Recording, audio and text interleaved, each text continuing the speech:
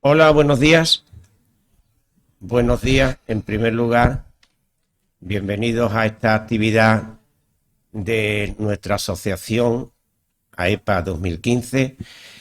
Como sabéis, esta actividad estaba programada para el día 27 de enero y lamentablemente, debido al asesinato del sacristán de la iglesia de La Palma, don Diego Valencia, lo pospusimos hasta esta fecha.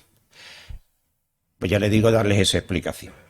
Quiero agradecer en principio, siempre están aquí con nosotros, pero yo quiero que el agradecimiento sea expreso tanto a Javier Muñoz, responsable de esta instalación del Centro Documental José Luis Cano, y a nuestro amigo Juan Moya, que siempre está con nosotros para grabar y darle a nuestros actos la visibilidad que lleva tanto tiempo haciendo. Un aplauso para ellos dos. Y claro, ya puestos a empezar un acto con buenas noticias, tenemos entre nosotros, ayer pudimos leer en la prensa que la Diputación Provincial ha concedido una de las medallas de la provincia a don José Luis Pavón Manso. Pepe, levántate, por favor.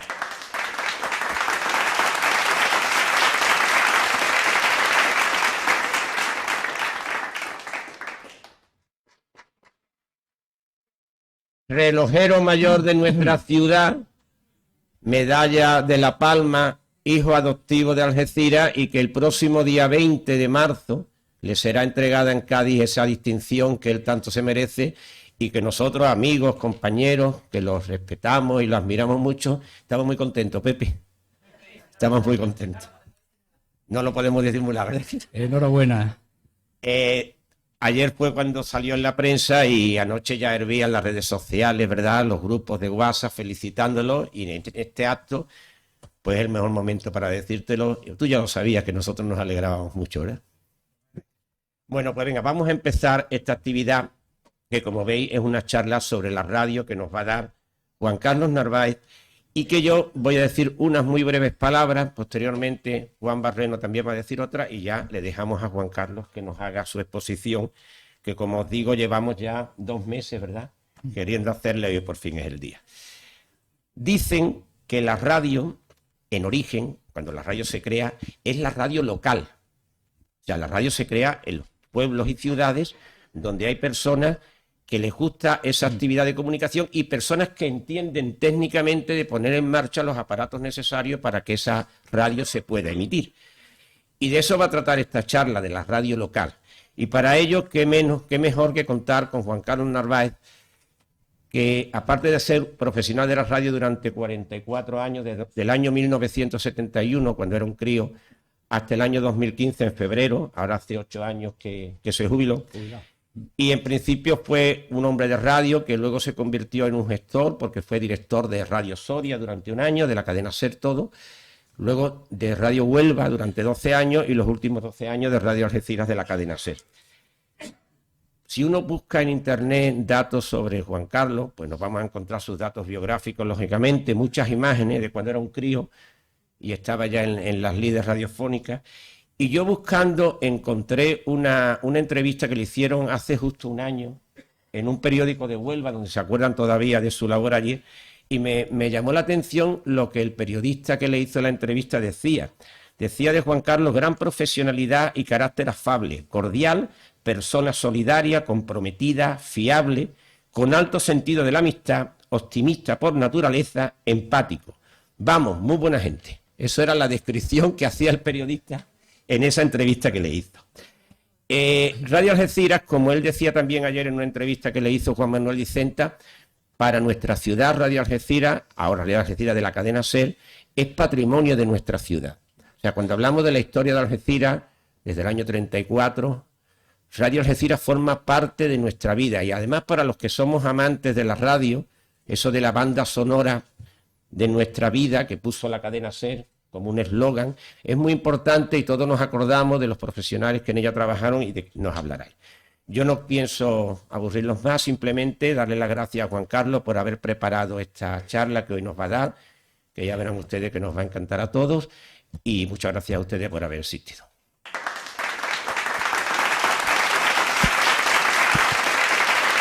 Bueno, yo voy a ser muy breve, antes de dar paso al verdadero protagonista, que es Juan Carlos. Yo quiero hacer un recuerdo sobre lo que era la radio en mi infancia. Aquella radio era tremendamente familiar, aquella se escuchaba en los patios de vecinos. En los patios de vecinos había personas, había más de uno que pudiera tener una radio, pero se ponía una radio para todo el mundo, ¿no? Entonces se disfrutaba. Yo recuerdo esos patios de vecinos, yo tuve la suerte de vivir en dos, que estaban comunicados además, uno para calle Baluarte y otro para calle Munición, y resulta que allí se disfrutaba muchísimo con esa radio local que había, donde había un personaje entrañable. Hoy tenemos aquí a su hija, Agustín Moriche. No, yo creo que se le va a hacer un homenaje importante a esos locutores de esa radio que lo ponían todo, hacían hasta la publicidad. Recordemos, yo tengo un gratísimo recuerdo, además era muy pequeño, pero se me ha quedado grabado los anuncios de Agustín Moriche sobre la publicidad.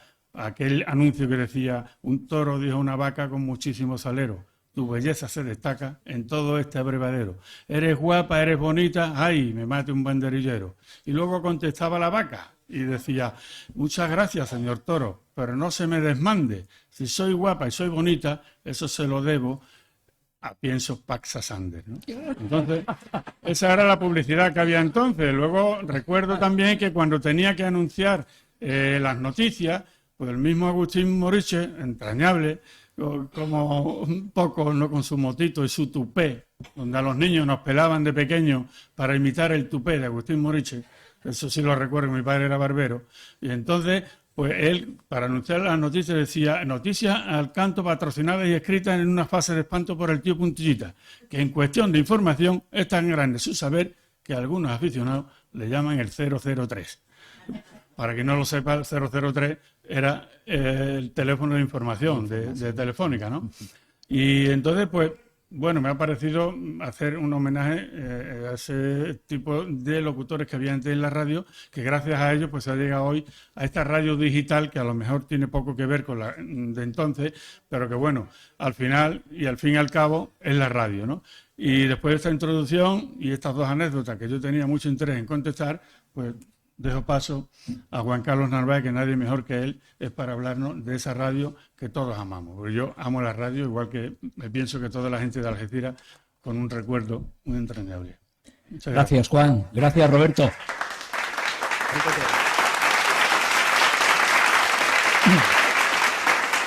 Bueno, tenemos aquí, buenos días a todos, tenemos aquí detrás, lo están viendo, un micrófono que todavía existe. Le llamábamos en la radio el cabezón. Fue Shure, marca Shure. Fue el micrófono con el que me tuve que enfrentar nada más llegar a la radio, porque era el único que teníamos, estaba en el locutorio y todavía existe. Lo que ocurre es que la tecnología ha avanzado y ya los que hay, que lo siguen empleando muchos cantantes, los que hay suenan mucho mejor que este, pero le llamábamos cariñosamente el cabezón.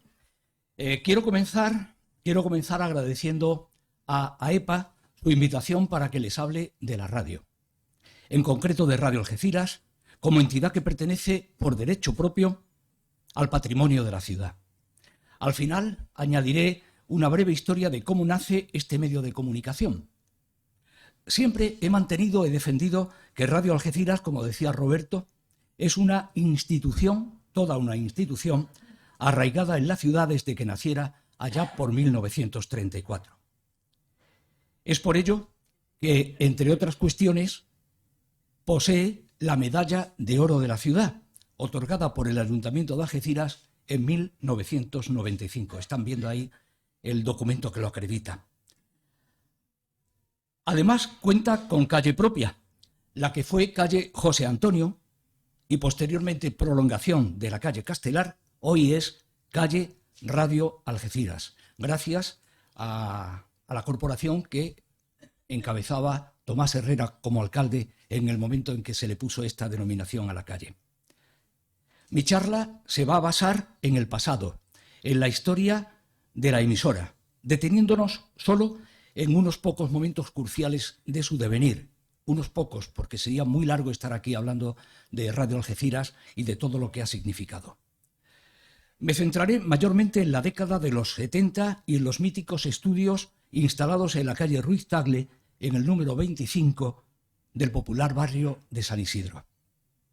Aunque hasta llegar a esa década hay importantes acontecimientos instalados de la ciudad y que voy a repasar también para todos ustedes. Les hablaré de mi propia experiencia profesional iniciada en 1971 y terminada en 2015 con mi jubilación.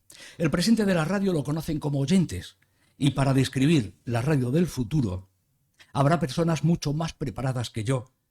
Por tanto, me dispongo a retroceder en el tiempo. Aquí EAJ55, Radio Algeciras, portavoz del campo de Gibraltar. La voz de Lolita, de nuestra querida Lolita.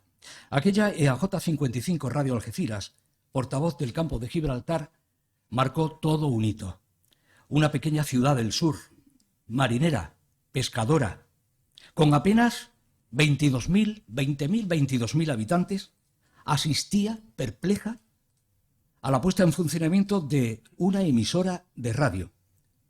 La radio, el mayor invento del siglo XX, comenzaba a sonar en los pocos receptores que existían por aquel entonces.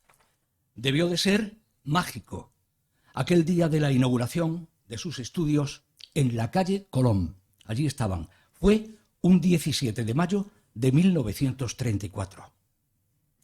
Esa fue la sede.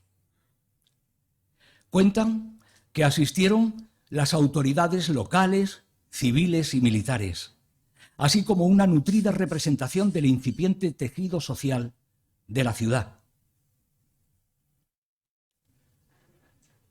Actuaron artistas locales, entre los que estaba Flores el Gaditano, según él mismo nos relató cierto día. Acompañaba a un familiar, era muy jovencito, y se arrancó a cantar en directo aquel día de la inauguración. La emisora local de radiodifusión EAJ55, Radio Algeciras, fue autorizada por concesión administrativa al amparo del decreto del 8 de diciembre de 1932, aunque no es hasta el 17 de mayo de 1934, como queda dicho, cuando inicia sus emisiones de manera regular. El oficial de telecomunicaciones, jefe de telégrafos de Algeciras, Lafarga Aguilar, José Lafarga Aguilar, fue quien construyó la primera emisora a la que denominaron cariñosamente Catalina. Aquí se las presento. Esta era Catalina. Este ilusionante proyecto fue dirigido y financiado conjuntamente con Lafarga por Pedro Liñana Domínguez, un empresario levantino que se dedicaba al comercio con Gibraltar y a quien pasó la titularidad de la emisora exactamente el 28 de noviembre de 1940. Durante los años de la Guerra Civil, la emisora quedó a disposición del gobierno militar del campo de Gibraltar, en donde cumplía servicio militar un jovencísimo Matías Prats, que se encargó de leer en Radio Algeciras los partes que emanaban de la referida institución militar. Fueron benditos pioneros de esta emisora Rafael Sánchez, primer locutor del que se tenga noticias y que no he conseguido tener fotografía de él, y Pepe González Márquez, auténtico hombre orquesta de la emisora, que terminó su vida laboral siendo técnico de sonido, aunque, como he dicho, hizo de todo. Ahí lo tenemos en los estudios de Ruiz Tagle. Después se incorporarían muchos otros benditos pioneros. Araceli Ratero, primera voz femenina de Radio Algeciras, que llegó a ser taquígrafa en las Cortes, como se puede ver en este artículo de prensa que llegó a mis manos. Amparo Piris Nieto, Amparito. Y María Dolores García Gamba, Lolita, nuestra queridísima Lolita. Además de los mencionados, fueron elementos muy importantes de aquella incipiente estación de radio, grandes profesionales como Rafael Montilla, Antonio Gómez Rubio, Gabriel Baldrich, Fernando Portilla, Miguel Portilla, Manolo Tabuenca, Juan García Beamut, Pedro Juan Soler, Francisco José de Cádiz, era el apellido, Francisco José de Cádiz, José Solino, Agustín Moriche, Juana Mari Moreno, Maribel Solís Florido, José Ojeda Luque, Antonio Maldonado, Rafael Piñero, Pepi y Marucci Bedriomo, Juan Suárez, Paco Franco, Vicente Chus, Silvestre Aparicio y Encarnita Jiménez. En 1954, la sede de la emisora, que estaba en la calle Colón, como he comentado, pasó a la calle Ruiz Tagle, en donde se instalaron unos modernos estudios que contaban incluso con un teatro cara al público, en el que se realizaron muchas radionovelas, y eran en directo, riguroso directo. No había magnetófonos para grabar todavía. Se hacían radionovelas, teatros e innumerables programas en los que actuaron artistas de relieve. Cuentan que el algecireño Paco de Lucía inició su fulgurante carrera internacional en ese pequeño estudio, acompañado por sus hermanos Ramón y Pepe de Lucía. Se recuerda también la actuación de Rafael, cuya presencia en la emisora llegó a colapsar todos los alrededores. Esta sede de la calle Ruiz Tagle, ahí la tienen, fue, sin duda, la más emblemática en la historia de Radio Algeciras. Me gusta decir siempre que la sede de Ruiz Tagle fue para Radio Algeciras como Abbey Road fue para los Beatles. Otras ubicaciones han sido Plaza Alta, calle José Antonio y la actual de la calle General Castaños. En la dilatada historia de la emisora, un suceso importante se registró en 1965. La antena. Fue la comidilla de la ciudad. Un fuerte temporal de levante, casi huracán, destrozó la antena de 32 metros que se alzaba en la azotea de los estudios. Los tramos, retorcidos por el viento, cayeron en los tejados de las casas vecinas sin que se registrase ningún herido, afortunadamente. Menudo susto debió pasar la vecindad del barrio de San Isidro cuando oyeron el estruendo producido por la caída de la emblemática antena, que quedó suspendida, como pueden ver, por sus vientos. Eso ocurrió de madrugada y por la mañana acudían en masa los curiosos para ver los resultados de este desastre. Yo me encontraba entre esos curiosos al pasar por el lugar camino del instituto.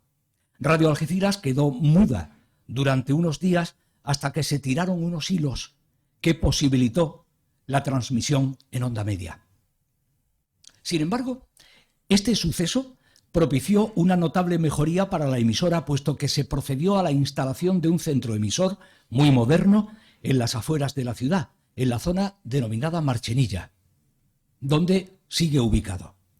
Se logró con ello mayor alcance de las emisiones y mejor calidad en la recepción.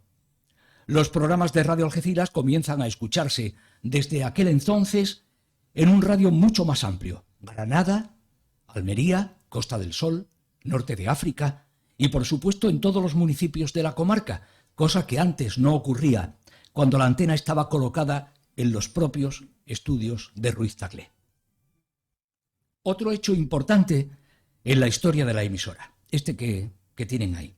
En el año 1966, Radio Algeciras pasa a formar parte de la red de emisoras de la Sociedad Española de Radiodifusión, lo que propicia la llegada a Radio Algeciras de Sergio González Otal, procedente de Radio Madrid, que llegaría a dirigir la emisora tras el fallecimiento de su fundador y director hasta entonces, Pedro Liñana Domínguez.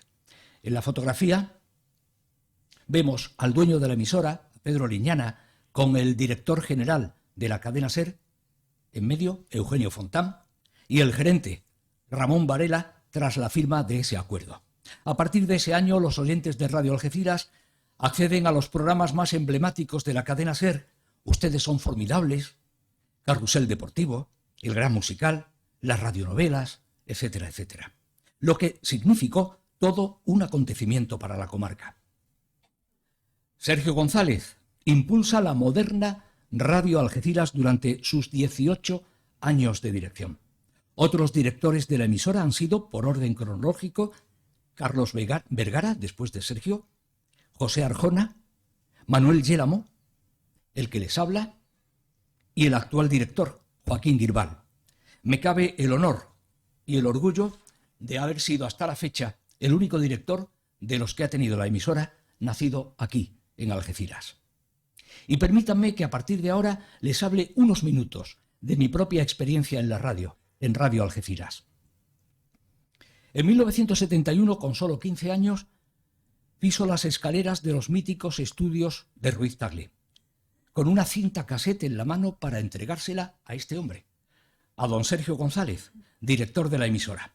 Iba recomendado por mi tío, Rafael Ocaña, al que algunos de ustedes van a recordar también, por aquel entonces subdirector del Hotel Reina Cristina.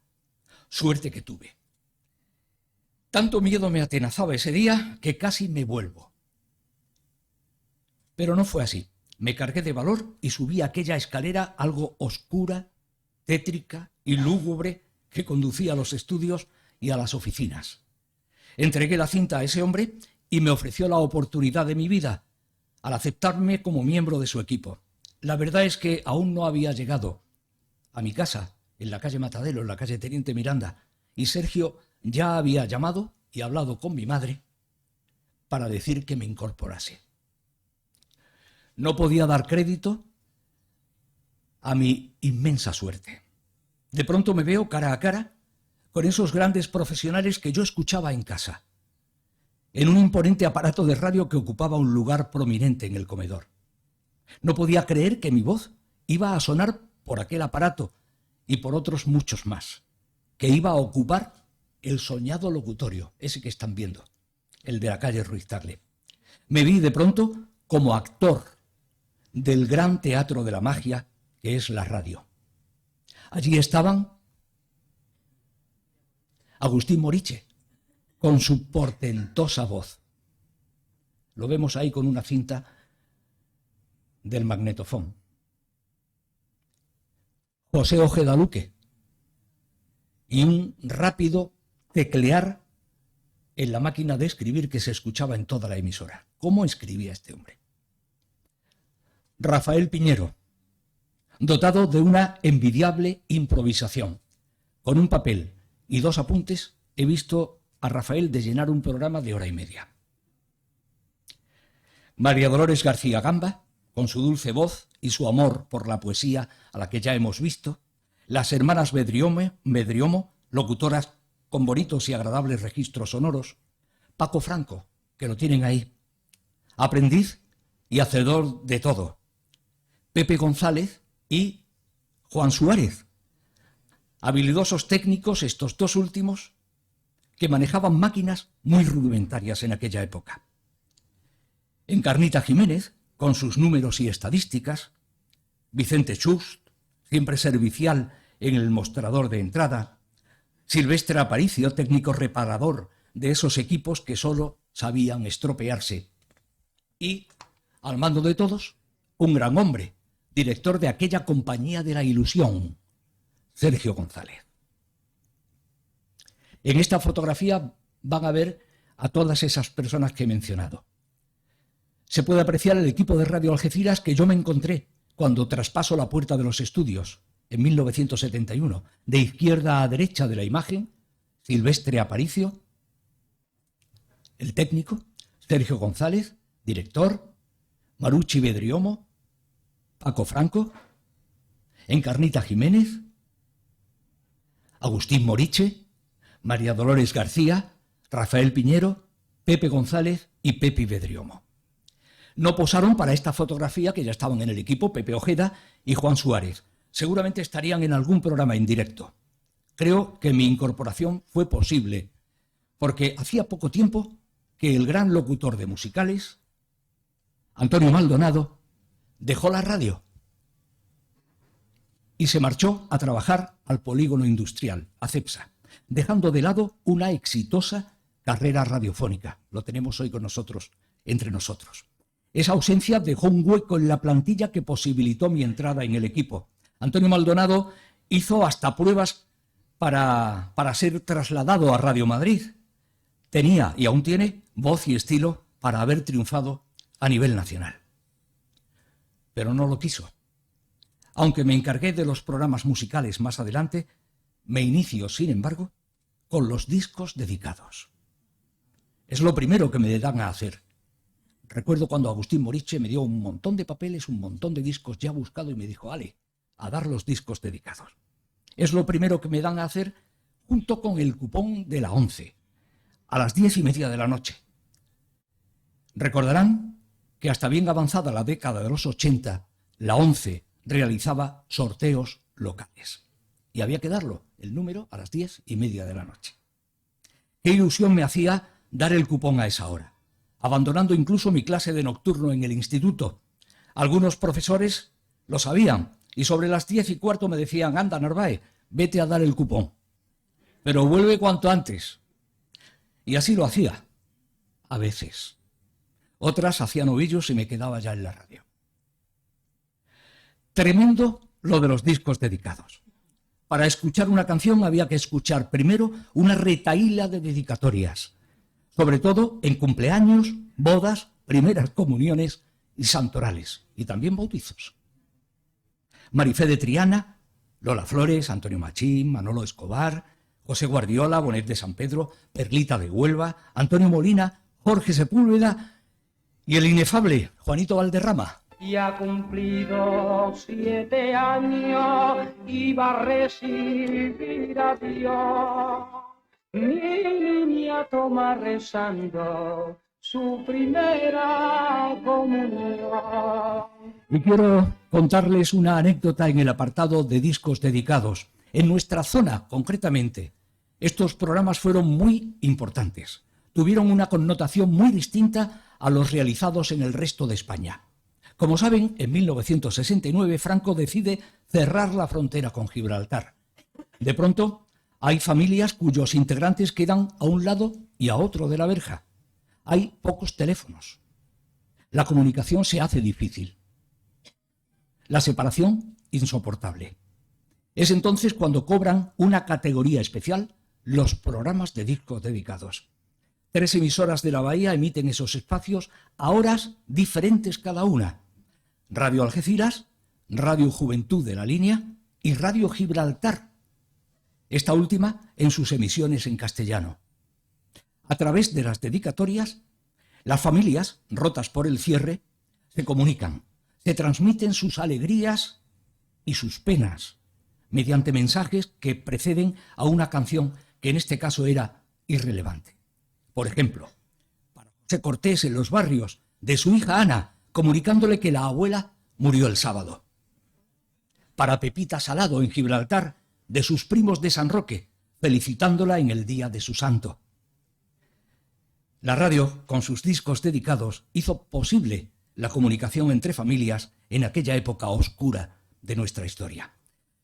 Les decía que me inicié con los discos dedicados allá por 1971 y me siento orgulloso de haber contribuido a esa comunicación verdadera y necesaria que está en el ADN de la radio. Al poco volvería a la emisora Maribel Solís, a la que tenemos hoy entre nosotros, locutora y mejor mujer y compañera. Sus enseñanzas fueron vitales en mi carrera radiofónica, una voz dulce y melodiosa que nos ha acompañado durante muchos años, hasta su jubilación. Entró en la radio muy joven, pero se fue a Granada. Allí se incorporó a Radio Granada y Sergio la retornó a su emisora de origen, Radio Algeciras. Maribel me enseñó a pronunciar y a vocalizar mientras grabábamos aquellas guías interminables de anuncios por palabras que terminaban indefectiblemente con el sonido de un gong. ¿Recuerdas, no, Maribel? ¡Pum! Y terminaba el anuncio. Y un poco más tarde Sergio decide incorporar a gente joven a la emisora. Es cuando aparecen José Mari Nieto, que puso en marcha programas rompedores con formas de hacer la radio distintas. En 1982, José María Nieto tuvo el honor de transmitir a nivel nacional la apertura de la verja de Gibraltar, que fue todo un acontecimiento. José Mari, con una unidad móvil recién incorporada a la Radio Algeciras, pudo dar la noticia a nivel nacional. También se incorpora este otro hombre, Jesús Melgar. Los 3 más jóvenes de la radio, Nieto, Melgar y yo.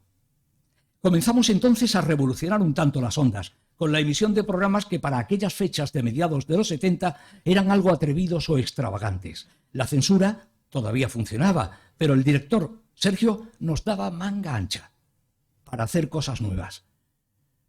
Recuerdo que Jesús Melgar puso en antena un programa por la noche denominado Aquelarre, que fue todo un derroche de imaginación radiofónica. Imaginación que Jesús puso después al servicio de Jesús Quintero, el loco de la colina, siendo uno de sus guionistas. En 1974 se inicia un programa solidario, Navidad con Amor, que ha llegado hasta nuestros días. Se gestó en los estudios de la calle Ruiz Tagle y consistió en un maratón radiofónico de 24 horas ininterrumpidas para recaudar fondos destinados en concreto al asilo de ancianos, al comedor del Padre Cruceira y a la casa de acogida de la Cruz Blanca. La idea, original de Pepe Ojeda, era en cierta medida continuidad de los programas benéficos que ya se realizaban con anterioridad para, por ejemplo, ayudar a construir la barriada del Padre Flores o iniciar las obras del comedor del Padre Cruceira, hoy Comedor del Carmen, que gestiona Cáritas. En la fotografía, el Padre Cruceira, con Agustín Moriche, levanta acta periodística del momento el buenazo de Paco Prieto, que lo vemos de espalda. El primer maratón de Navidad con Amor lo llevamos a cabo el propio Pepe Ojeda y el que les habla. Estuvimos 24 horas atendiendo a las llamadas telefónicas. Voy a cambiar de fotografía, pongo esta. Estuvimos 24 horas atendiendo llamadas telefónicas de los oyentes que querían aportar su granito de arena al proyecto. El éxito fue rotundo. Conseguimos recaudar en aquel primer programa 100.000 pesetas, que para la época no estuvo nada mal. Una cantidad que se formó a base de donativos pequeños. Recuerdo perfectamente una peseta, un duro, 25 pesetas. El teléfono no dejaba de sonar ni durante la madrugada. Se movilizaron taxistas, trabajadores del polígono industrial, asociaciones de vecinos y artistas de la zona que irrumpían en los estudios de manera improvisada y también inopinada. No sabíamos que iban a venir para cantar en directo. Al año siguiente fueron 48 horas y hasta 3 días estuvimos de maratón con sus respectivas madrugadas. El sueño llegó a ser francamente insoportable, pero aguantábamos con tal de conseguir el máximo objetivo. Nos ayudaban con su presencia amigos y oyentes que se acercaban a la radio de madrugada con café, pasteles, pestiños, churros. Durante muchos años hizo el maratón con nosotros el ilustre ceramista José Luis Villar, al que ven en la foto, que instalaba un tenderete en la Plaza Alta, debajo de los estudios, haciendo cacharritos de barro que, como él decía, los cambiaba por una moneda. El bueno de José Luis pasaba mucho frío durante la madrugada, pero su torno no paraba en ningún momento. La gente, los oyentes, le daban calor con su presencia. En la fotografía lo vemos con el fotógrafo Manolo Martín, lanzado en ese momento a hacer una figurita. La verdad es que estábamos todos un poco locos. La progresión del programa solidario era meteórica. En 1986, por ejemplo, la recaudación ya había subido a 1.788.000 pesetas, aumentando un 21,5% con respecto al año anterior. Ese incremento hizo posible que pudiéramos repartir dinero a otras entidades necesitadas, además de las ya mencionadas Asilo, Cruz Blanca o Comedor del Padre Cruceira, entonces llamado Casa de Jesús. Pudimos darle ciertas cantidades importantes a la Guardería Infantil Huerta de la Cruz, a la Beneficencia Municipal y al Colegio de Deficientes Psíquicos Profundos. Además, cada anciano de los acogidos en sendos asilos recibía 1.500 pesetas para sus cosillas.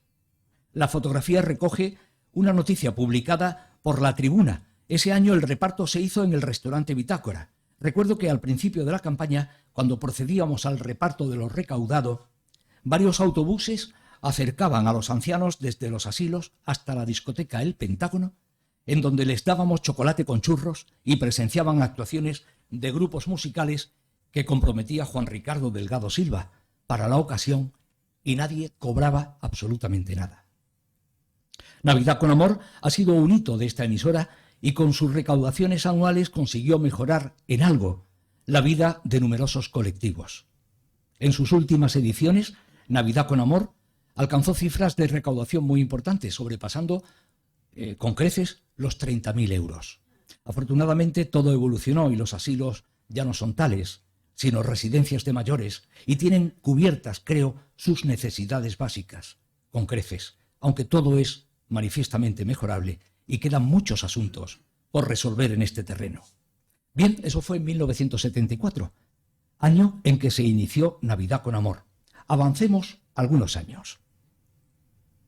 La Radio Algeciras se moderniza, no solo en su programación y voces, sino también en equipos técnicos. De la calle Ruiz Tagle se pasa en 1976 a la Plaza Alta con unas modernísimas instalaciones. A partir de ahí, Radio Algeciras crece y crece. Más personal, mejor programación, más publicidad.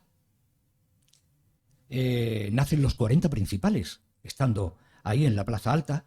Nace también otra emisora en la línea, Ser La Línea, Ser Marbella.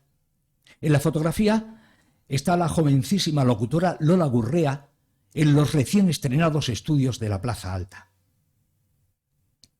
Y en esta otra, el equipo humano que iniciamos nueva aventura en nuevos estudios, muy modernos. Estamos en el amplio locutorio de aquella ubicación tan céntrica. Faltan algunos compañeros que no pudieron posar. En la radio siempre ha sido muy difícil el que pudiéramos estar todos para una fotografía. Siempre había algún programa que lo impedía. Pues ahí ven a Rafael Piñero, a Vicente Chus de pie, Juan Suárez, Sergio González, Pepe González, el que les habla, Paco Franco, Pepe Ojeda, sentadas Maribel Solís, Lolita, Encarnita Jiménez y Pilar. Pilar, que fue además, creo que vive ahora en Italia, fue la primera comercial que tuvo Radio Algeciras. Hasta entonces, o la segunda, ¿no? Sí, porque estuvo antes Mari Carmen, que la veremos también en una fotografía. Me quedo en esta parte de la historia. Sería muy prolijo, como dije antes, seguir enumerando tantos y tantos momentos de una emisora que ha contribuido, sin duda, al engrandecimiento de nuestra comarca. Estoy convencido de ello. Y pido perdón a un montón de posteriores compañeros, grandes profesionales, que no he podido mencionar porque sería muy largo enumerarlos a todos y seguro que se me olvidarían algunos. Mi reconocimiento a todos ellos, hombres y mujeres que dejaron todos su impronta en la emisora. ¿Saben? La radio es como un veneno. Entra en tus venas y es difícil, diría que imposible, tomar un antídoto y sacudirte la pasión por este medio. En mi caso, me jubilé con 44 años de radio y la sigo amando. Es por ello que he titulado esta charla La radio que amo.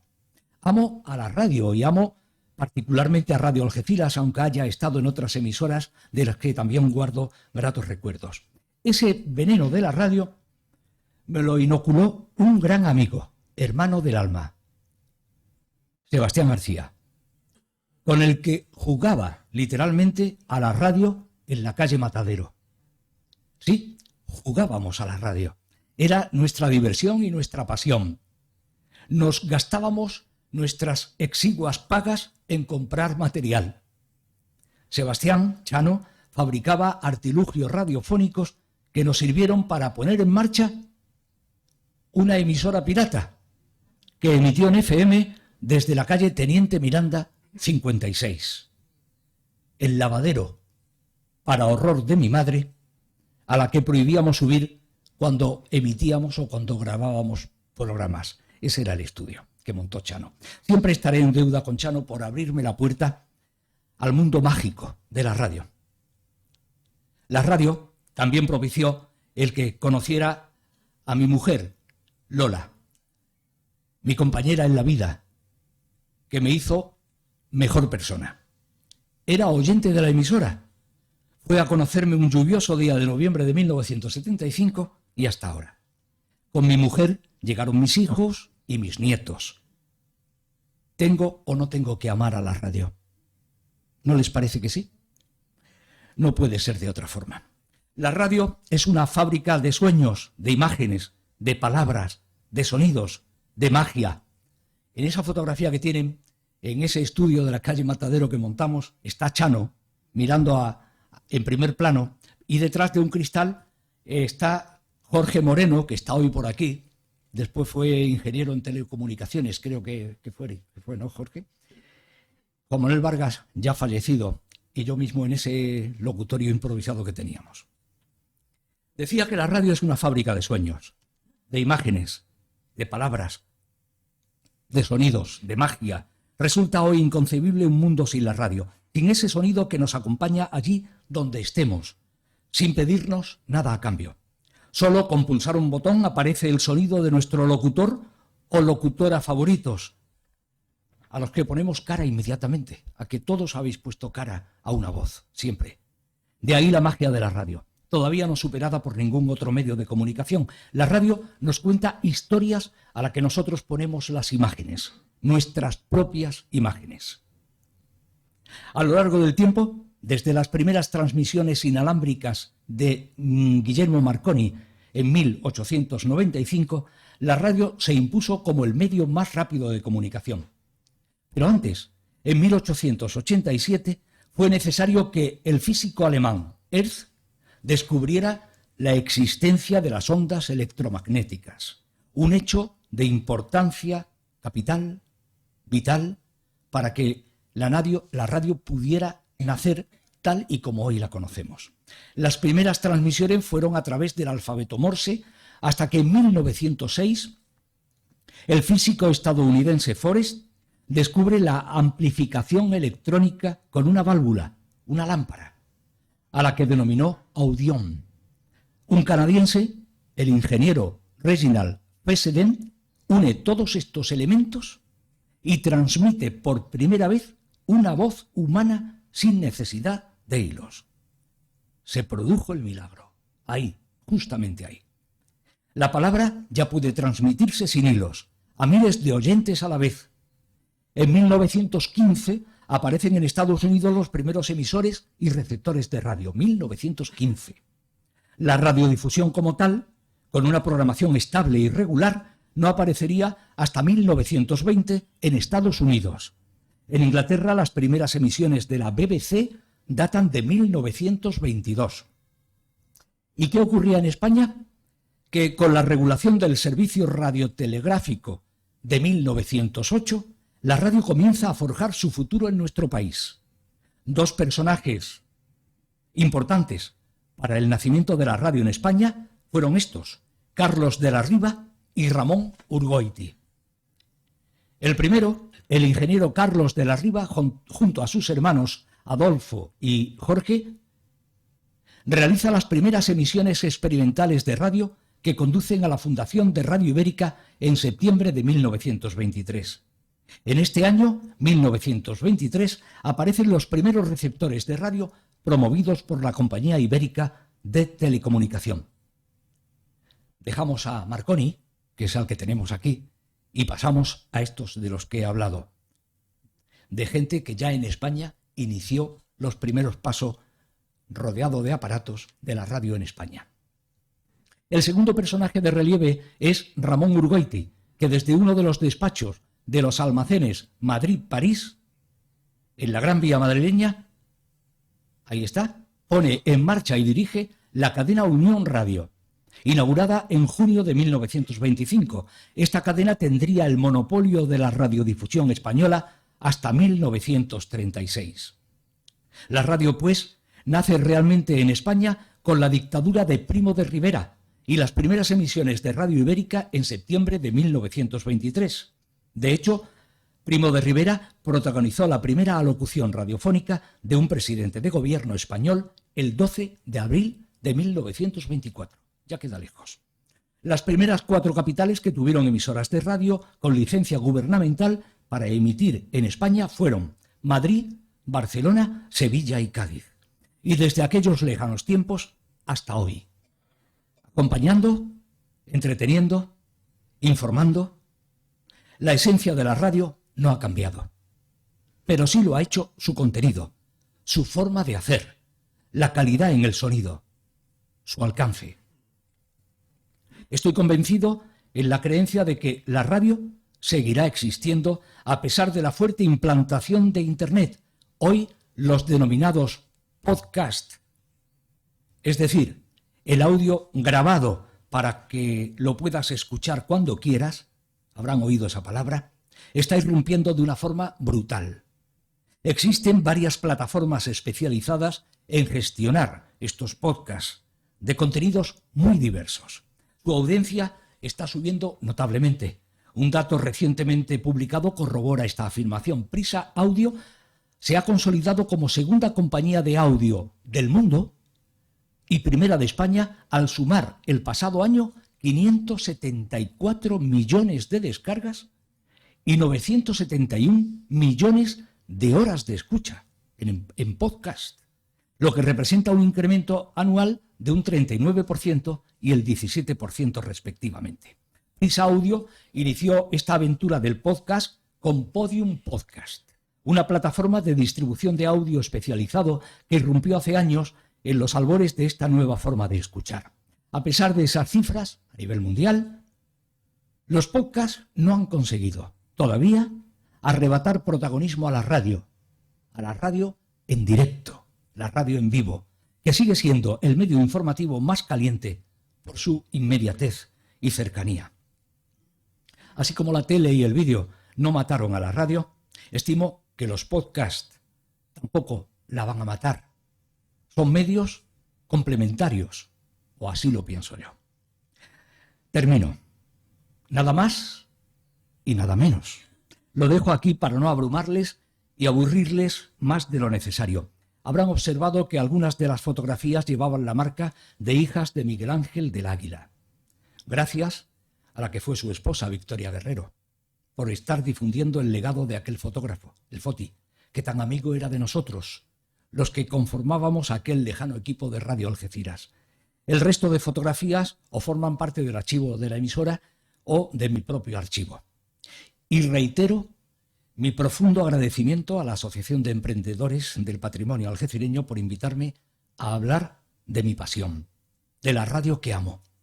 Agradecimiento que quiero centrar en dos personas que me impusieron, o que me propusieron más bien, no impusieron, me propusieron la idea de hablar sobre la radio, Juan Barreno y Roberto Godino. Muchas gracias a los dos.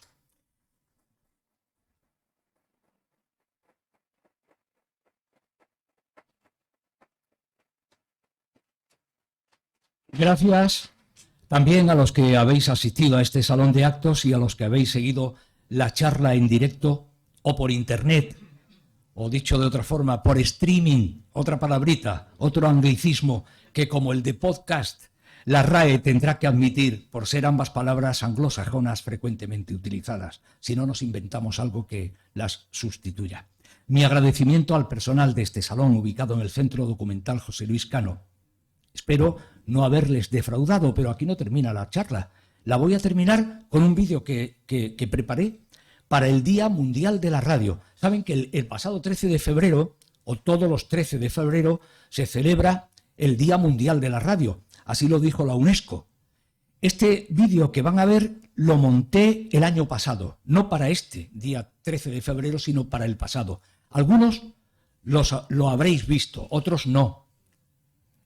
Sí, porque lo puse en redes y tal, pero creo que es bonito recordarlo porque aquí se ven algunos otros muchos compañeros que han formado parte de la vida de la emisora. Lo vamos a ver y yo me voy a quedar aquí por si terminado el vídeo tienen alguna pregunta que hacerme. Yo dispuesto a contestarla si sé contestarla. Vemos el vídeo y me quedo por aquí, ¿vale? Muchas gracias.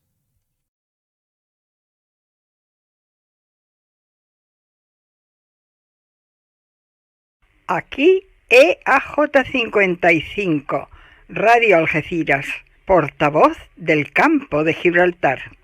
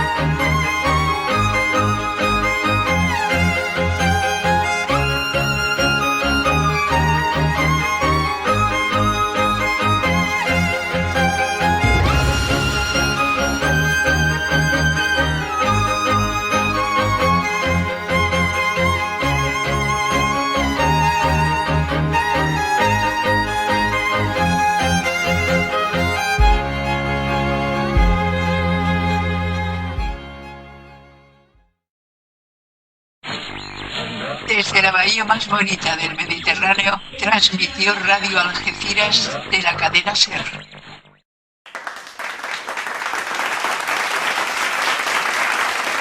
Bueno, pues esta es la radio que amo y reitero mi agradecimiento por su presencia. Si hay alguna pregunta, hay un micrófono dispuesto para ustedes. Un momento, ¿le van a llevar el micrófono para que quede grabado también? Porque están grabando y si hace la pregunta desde ahí sin micrófono, pues que después no se escucha. Yo, en primer lugar, quiero agradecerle esta conferencia tan bonita que nos ha dado y que nos ha traído a la mente tantos recuerdos vividos en ella. Yo, como cantaba de niña, en ese estudio tan pequeño y tan bonito que teníamos, y en ese micrófono, el cabezón, pues la verdad me trae muy buenos recuerdos. Pero principalmente quiero enseñarle un documento, o mejor dicho, un carnet que tengo de socia de la emisora del año 1956 y que venía Pepe González por las casas a cobrar una pequeña cuota que daban. Y quiero que lo vea porque como es un recuerdo tan bonito que tengo de aquellos tiempos, pues quiero enseñárselo. ¿Qué número de socio era? Sí, porque en la radio de aquella época había socios que ayudaban con su contribución a que la radio fuera posible. Había poquitos anuncios. Y entonces se pagaba una cuota y yo tengo una fotografía de Isabel Gil Calvente, que además no pone Isabel, Isabelita.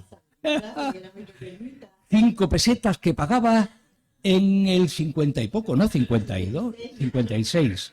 Y era el socio, bueno, era el socio 1170 ya, ¿eh? Sí, muchas gracias, Isabel. Bueno, muy agradecida. ¿Alguna otra pregunta o algo? A ver el micrófono por ahí. Yo, como mi prima Isabel, yo fui socio protector, era el número 1432. Pues te gana Isabel, 1170. Pero la pregunta es la siguiente: ¿cómo se hace la figura del socio protector en Radio Algeciras? ¿Y cuándo termina? Porque es que las fechas yo no las tengo. Pues yo tampoco, porque mira, cuando yo entro en la radio en el 71 ya no había. Es muy anterior. Mira Isabel, que lo tiene en el 56. En esa época tenía yo 1 año, o sea que no sé decir cuándo terminó ya, pero indudablemente tendrá que ver mucho con la entrada de la publicidad. Es decir, la radio en aquella época era una radio que se nutría de los socios protectores y se nutría también de los discos dedicados, que costaba un dinero ponerlos, y de poco más. Yo recuerdo que Pepe González, Víctor Caferoná, para los de Algeciras, pues cada primero de mes por la tarde estaba a la puerta de mi casa. Ajá. A buscar el burrito. Eso es imborrable. Gracias de todo. Esa imagen. Lo he dicho que Pepe Caferoná, como le decís, Pepe González fue un hombre que era el hombre orquesta de la radio, hizo de todo. Era polivalente moderno. Hizo de todo. Era Sí. un polivalente total. Un hombre que siempre estará en nuestra memoria. Vale, gracias. Gracias. ¿Alguna otra pregunta? Antonio, a ver. Antonio Maldonado, del que ha hablado. Primero, enhorabuena, por supuesto, porque eres perfecto, tanto hablando como recordando los momentos tan bonitos que hemos tenido en la radio. Pero he echado de menos una época tuya de director de 4 o 5 años, que fue la de Manolito Tarancón. Ah, bueno, pero ahí colaboraste tú siendo Manolito Tarancón. Pero no he llegado tan... Si ves, la conferencia he querido dejarla en esa época, porque hablar de Radio Algeciras nos llevaría aquí 5 horas. Pero sí, Antonio estuvo encarnando un personaje, Manolito Tarancón, taxista de profesión. Oculto en ese personaje, pues hizo críticas que creo que llegaban a... críticas de nuestras barriadas, de cómo estaba eso. Bien tomadas en un caso y en otros no. Muchas gracias. Muchas gracias. Antonio, muchas gracias. ¿Alguna otra pregunta? Jorge. Hola, bueno, en primer lugar, muchísimas gracias por la charla, me ha parecido fantástica. Pero yo te quería hacer la siguiente pregunta. Para esos años de los que hablaste antes, para nosotros existían dos emisoras de radio, Radio Algeciras y Radio Gibraltar. Yo recuerdo que a mediodía Radio Gibraltar transmitía las noticias de la BBC en español. Sí. Podíamos escuchar aquí, digamos, otra opinión del mundo en la que solía ser normal, ¿no? La pregunta es, ¿Radio Algeciras tenía algún tipo de relación institucional con Radio Gibraltar? O sea, ¿los profesionales se conocían? ¿Había algún tipo de contacto? Bueno, llegó a verlo.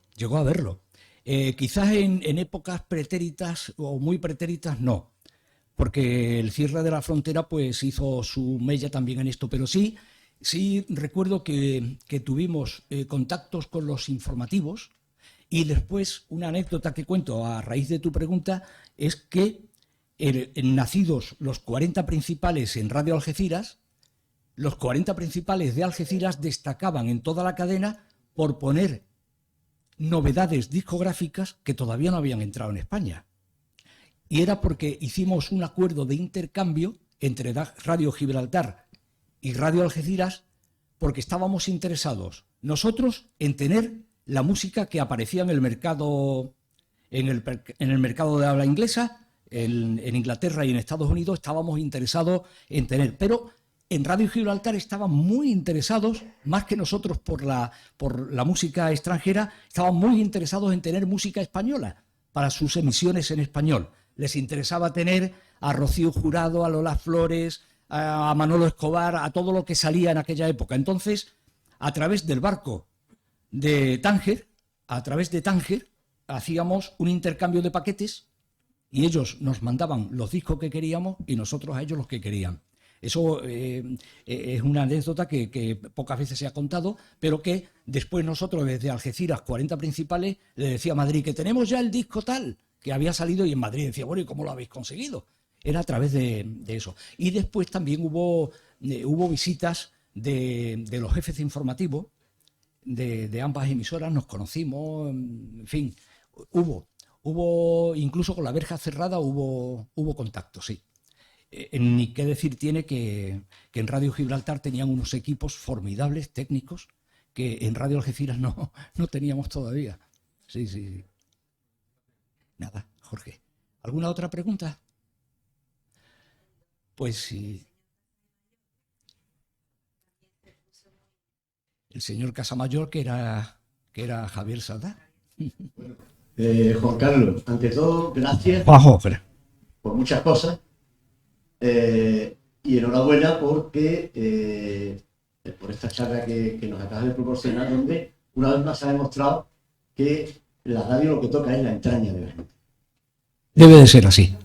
Sí. Debiera. Ahora mismo, yo por lo menos, no sé si en nombre de todos o casi todos, yo he vivido muchos momentos de entraña a nivel, y es así. Yo he colaborado humildemente en la radio alguna vez, como tú sabes, con un programa de flamenco, pero yo vengo aquí a dar fe de una vocación amorosa. No habías conocido a Lola todavía. Entonces yo era compañero tuyo de bachillerato, me acuerdo en tercero de bachiller. Sí. Y ahora van a entender ustedes por qué cuento esto. Y en algunas clases me sentaba al lado de Juan Carlos.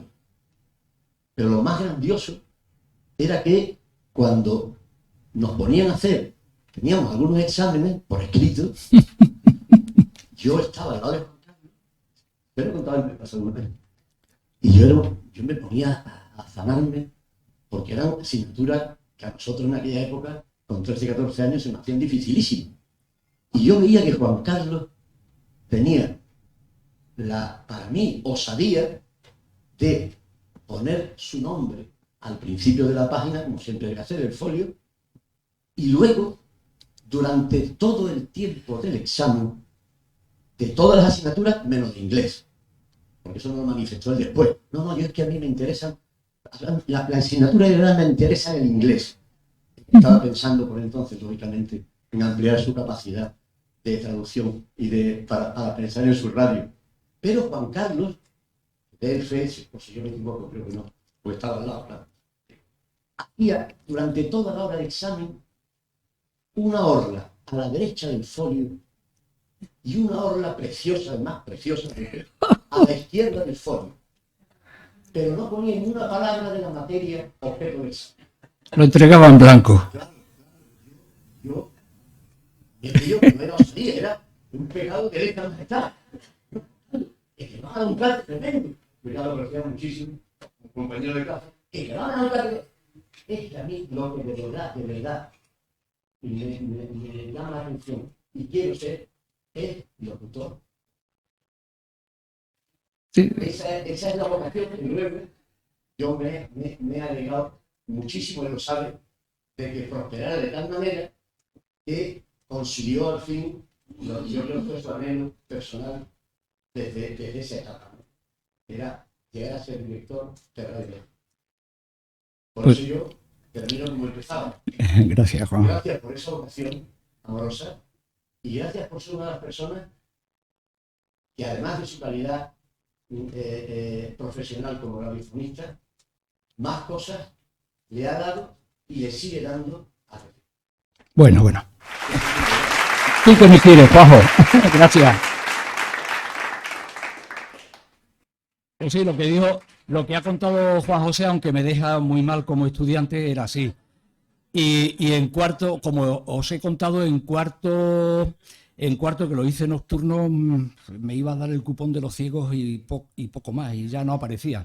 Los profesores lo sabían, ya se ha ido otra vez, y ya me atrapó la radio. Y estudiar, realmente he estudiado en la radio, me ha dado oportunidad de estudiar, y mucho. ¿Alguna preguntita más o algún aporte? Pues entonces, espero no haberles defraudado. Yo tenía la inquietud mía era que, bueno, no contar todo lo que a mí me gustaría contar, no puede ser, pero mi inquietud era no defraudarles y espero que hayan pasado un ratito, hayan conocido algo más de lo que es la radio, porque lo que sí tenía seguro es que me iban a encontrar gente que aman a la radio también. Muchas gracias.